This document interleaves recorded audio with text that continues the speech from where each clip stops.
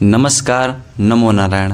आज हम जिस कथा को सुनाने जा रहे हैं वह सिर्फ अयोध्या के राजा नहीं बल्कि एक ऐसे पुरुष हैं जिनके हर जीवन के मोड़ पर रहस्य ही रहस्य छुपा हुआ है, जिनके निर्णय में धर्म छिपा हुआ है, जिनके हर पीड़ा में महाराज की असलियत छिपी हुई है। और उनका नाम है महाराज दशरथ, जिनके जन्म से लेकर मृत्यु तक केवल रहस्य ही रहस्य है। कहते हैं कि उनके जन्म के समय आकाश के दसों दिशाओं में प्रकाश फैल गया था और आकाश से भविष्यवाणी हुई कि एक ऐसा बालक जन्म लेने वाला है जो युद्ध में कोई भी उसे परास्त नहीं कर सकता है, जिसे ना ही देवता, ना मानव, ना राक्षस कोई भी रोक नहीं सकेगा। और मानव इतिहास में ऐसा पहली बार हो रहा था कि कोई इतना शक्तिशाली मनुष्य जो है जन्म ले रहा था। महाराज दशरथ को 10 दिशाओं का संचालक, स्वामी और अद्वितीय रथ संचालक भी कहा जाता था। कहते हैं कि महाराज दशरथ एक ऐसे योद्धा थे जो 10 दिशाओं में रथ चला सकते थे और वह इस काम में इतने निपुण थे कि इनका नाम ही महाराज दशरथ पड़ गया, क्योंकि ये 10 दिशाओं में सबसे अच्छे रथ संचालक थे।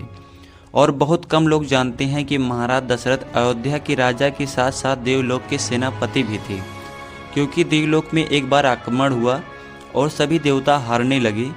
तब देवताओं के राजा इंद्र ने बृहस्पति अपने जो गुरु हैं उनकी शरण ली और बोला कि गुरुवर आप बताइए कि अब देवलोक की रक्षा कैसे होगी। तो गुरु बृहस्पति ने बताया कि आप अयोध्या के राजा महाराज दशरथ से मदद मांगिए, वह आपकी अवश्य सहायता करेंगे। तब देवराज इंद्र स्वयं पृथ्वी लोक जाते हैं और उनसे बोलते हैं, हे कौशल नरेश, आप तीनों लोकों में सबसे श्रेष्ठ रथी हैं, कृपया आप हमारी सहायता कीजिए। तो इंद्र की बात सुनकर महाराज दशरथ सीधे देवलोक जाते हैं और वहाँ पर एक ऐसा पराक्रम दिखाते हैं जिससे सारे असुर जो है डगमगा जाते हैं। महाराज दशरथ का तीर किस तरफ से आ रहा है और अस्त्र किस तरफ से आ रहा है, कोई भी असुर इस चीज़ को माफ ही नहीं पा रहा था। और आखिर में सारे असुर देवलोक छोड़कर चले जाते हैं। जो देवता कभी नहीं ये काम कर पाए और महाराज दशरथ ने इसे तुरंत ही कर दिया। क्या इसके पीछे कोई बड़ी शक्ति थी? जी हाँ, बिल्कुल। उनके पास एक ऐसा दिव्य रथ था जो बादलों की तरह उड़ता था, जिसके दिशा बदलते ही उसकी गति भी बदल जाती थी। असुरों का कोई भी शस्त्र इसे काट भी नहीं सकता था। इसे जो है देवगुरु बृहस्पति ने अयोध्या के राजा दशरथ को वरदान के रूप में दिया था। यही कारण था कि वह अकेले 16 बार युद्ध जो है अकेले अपने दम पर विजयी हुए। इतने बड़े महारथी होने के बाद भी उनका जो है वंश अपूर्ण वंश था। बहुत दिनों तक उनकी कोई संतान नहीं हुई। तो ज्योतिषी ने कहा कि राजन, आपके जीवन में पुत्रहीन ही लिखा हुआ है।